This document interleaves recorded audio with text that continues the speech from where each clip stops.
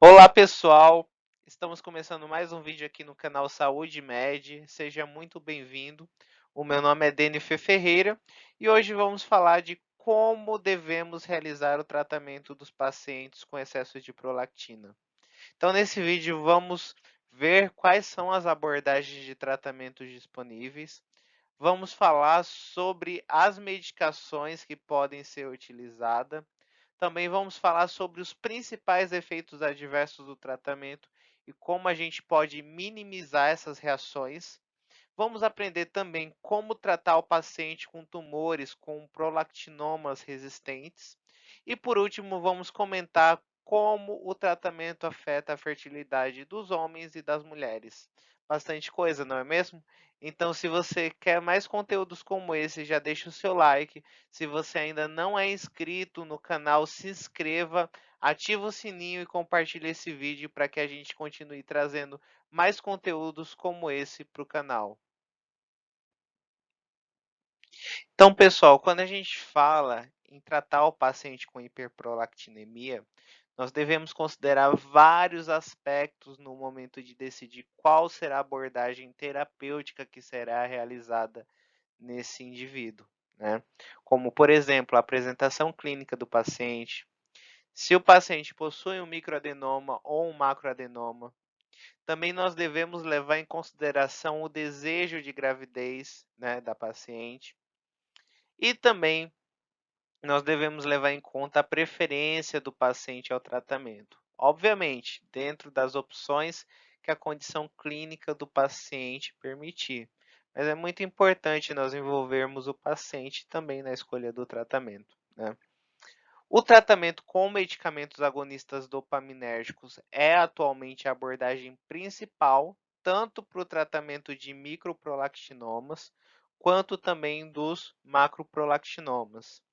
Também pode ser usada a cirurgia hipofisária, né, geralmente ali pela abordagem transfenoidal, e ela é normalmente reservada para prolactinomas resistentes aos medicamentos. E como última opção, podemos usar a radioterapia. Tá?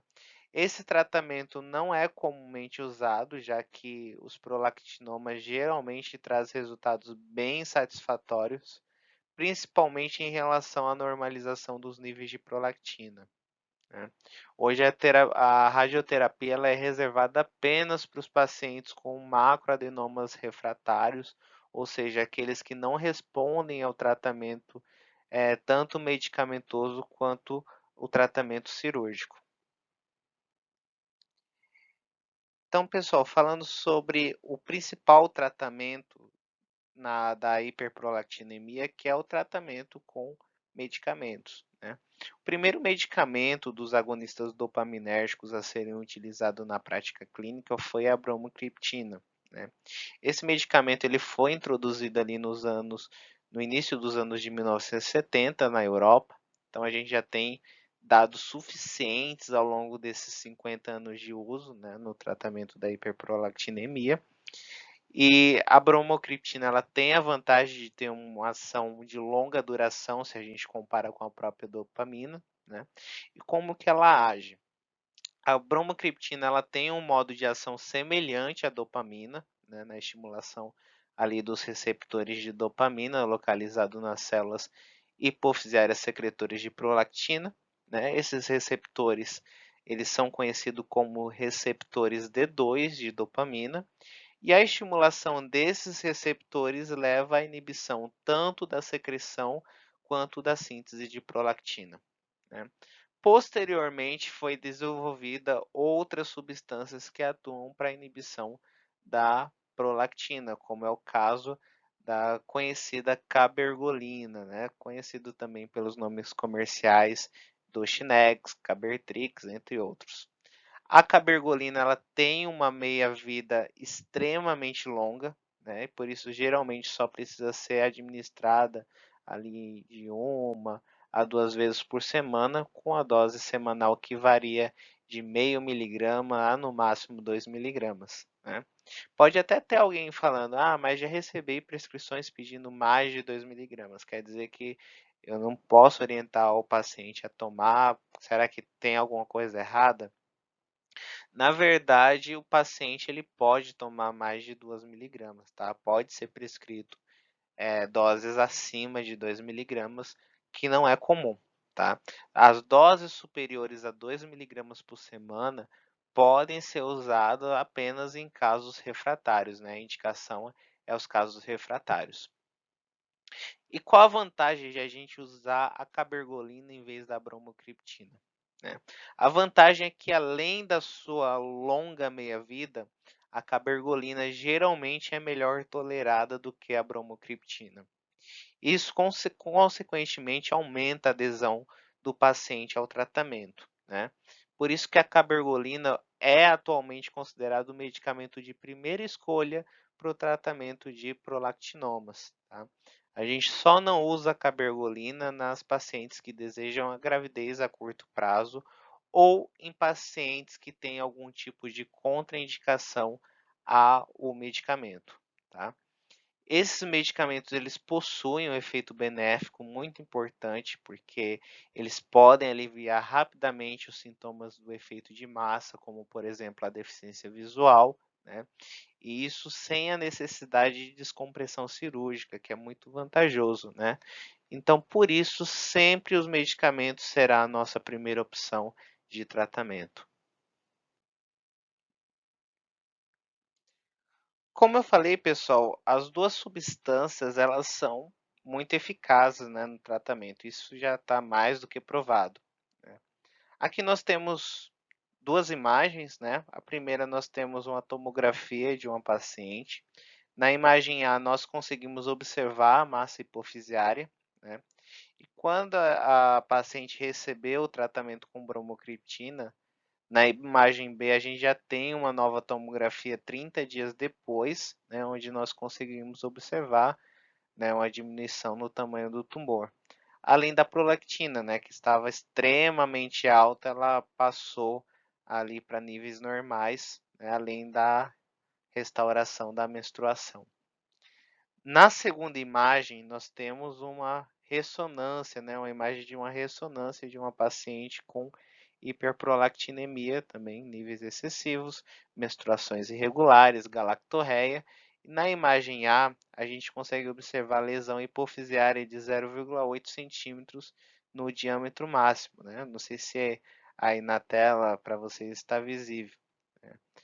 E aí, após a introdução da cabergolina, né, numa dose ali de 0,5 miligramas por semana, os níveis de prolactina eles normalizaram e também houve a restauração da menstruação, assim como também a remissão da galactorreia.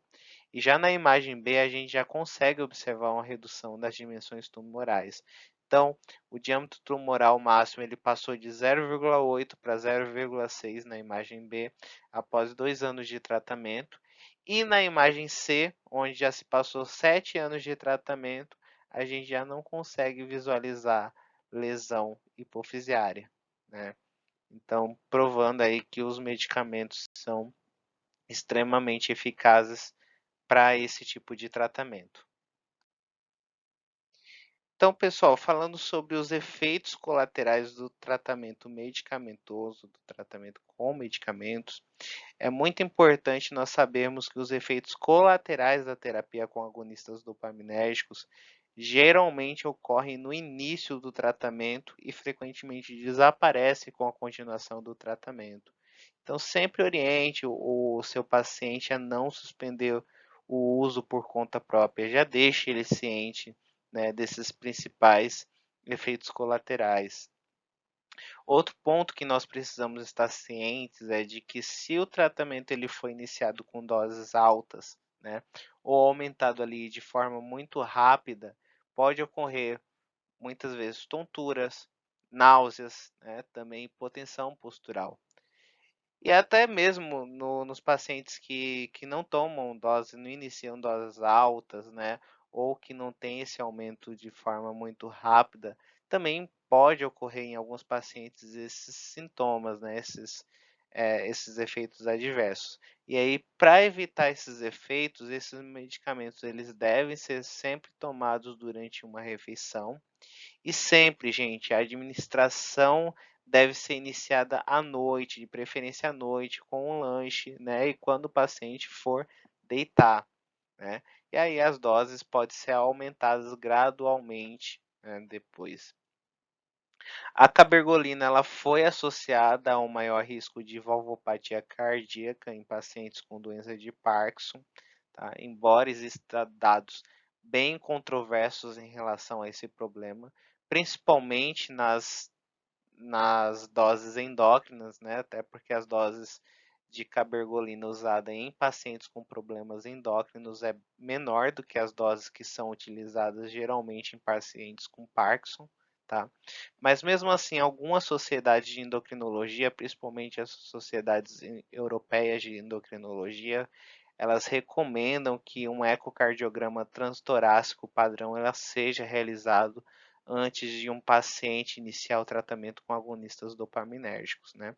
E a recomendação também é repetir o exame a cada 5 anos em pacientes que usam doses semanais até de 2 miligramas ou anualmente em pacientes que usam doses semanais superior a 2 miligramas, né?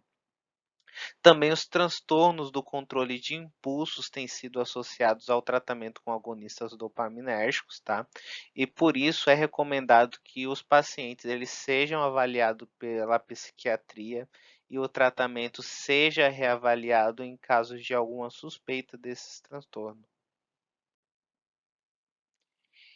E aí uma pergunta que muitas vezes é feita: um agonista dopaminérgico ele pode ser descontinuado sem o paciente ter reincidência da doença?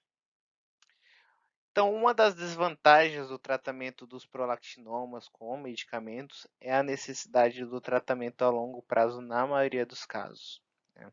Na verdade, o tratamento com bromocriptina e outros medicamentos agonistas dopaminérgicos geralmente é considerado por muitos como um tratamento sintomático, já que a interrupção dos agonistas dopaminérgicos geralmente leva à recorrência da hiperprolactinemia e também ao crescimento do tumor na maioria dos pacientes, principalmente quando ocorre o tratamento a curto prazo. Porém, gente, na realidade, os medicamentos eles podem sim levar à remissão do tumor e normalização dos níveis de prolactina, mesmo após a retirada da medicação, né? Isso é principalmente observado nos pacientes que fazem o tratamento prolongado com esses agonistas dopaminérgicos, tá? Então, sabendo disso, é sempre recomendada a descontinuação de forma periódica da medicação, principalmente nos casos com níveis séricos normais de prolactina e com redução do tumor, para avaliar se há ou não reincidência.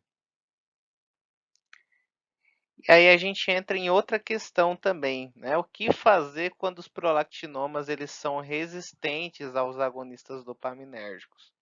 Só para vocês terem ideia, cerca de 15% dos pacientes com prolactinomas eles são resistentes ao tratamento com agonistas dopaminérgicos, tá? Mas um ponto que precisamos ter atenção é que se o paciente ele é responsivo ao tratamento medicamentoso e depois ele deixa de responder ao medicamento, isso pode ser um sinal de carcinoma hipofisiário. Então, antes de mais nada, a gente precisa descartar essa possibilidade antes de qualquer outra ação, tá? Então, a abordagem que está à nossa disposição no prolactinoma resistente inclui a cirurgia hipofisiária, né, a radioterapia e medicamentos como a temozolomida, né, e também a paseriotida. Quando a cirurgia hipofisiária é escolhida, é geralmente feita por via transfenoidal, né, ali visa a remoção completa do tumor, ou pelo menos é realizado o que a gente chama de debulking, que o debulking é o procedimento cirúrgico onde o objetivo dele é remover o máximo de tumor existente. Então a cirurgia ela pode levar à normalização da prolactina sérica, ali, né, com a reintrodução dos agonistas dopaminérgicos em casos parcialmente resistentes, né? Já a radioterapia é indicada em casos agressivos não controlados pela cirurgia ou pelos medicamentos, né? E o agente alquilante temozolomida, ela tem eficácia em adenomas e carcinomas hipofisiários agressivos, então ele é reservado para esse tipo de situação. Então, falando sobre a influência desses tratamentos na fertilidade feminina, né? Então, a eficácia do tratamento da hiperprolactinemia, né, ou do prolactinoma, né, permite fertilidade e gravidez em muitas mulheres, né? Mas várias considerações importantes que devem ser reconhecidas tanto pelo médico quanto do paciente, né, inclui o risco do crescimento tumoral durante a gravidez e também possíveis sequelas teratogênicas da exposição fetal aos medicamentos, tá? Porém, na verdade, na prática mesmo, o problema da gravidez ele não é algo tão preocupante, né? Porque diferente dos homens, a grande maioria das mulheres que apresentam hiperprolactinemia apresenta apenas microadenomas, então o risco de inchaço clinicamente significativos ali durante a gravidez da hipófise é extremamente pequeno, né? E é recomendado apenas que a paciente ela seja avaliada clinicamente a cada trimestre, ali durante toda a gravidez, para garantir que vai ocorrer tudo bem. E por último, né, falando sobre a influência do tratamento na fertilidade masculina, né? Então a gente sabe que os homens que têm excesso de prolactina, ele também tem qualidade reduzida do fluido seminal, incluindo a contagem total de espermatozoide, o índice cinético do esperma e também a integridade do DNA nuclear do esperma, né? E os estudos eles mostram que a cabergolina aumentou significativamente esses índices, né, principalmente após 12 meses de tratamento. Então, como podemos observar, o tratamento medicamentoso é muito importante na fertilidade, tanto das mulheres quanto dos homens com excesso de prolactina. E com isso nós finalizamos esse assunto, né? Esse assunto foi dividido, né? O excesso de prolactina, a hiperprolactinemia, ela foi dividida em três assuntos, né? Primeiro nós falamos, entendemos o que que era a hiperprolactinemia, depois nós falamos sobre as manifestações clínicas e o diagnóstico, e agora, por último, nesse vídeo falamos sobre o tratamento. Na semana que vem vamos iniciar um novo assunto, então não perca. E lembrando vocês que temos outros vídeos disponíveis no canal, então acesse agora mesmo. Os vídeos eles estão disponibilizados em playlist para que você possa acessar com mais facilidade os conteúdos.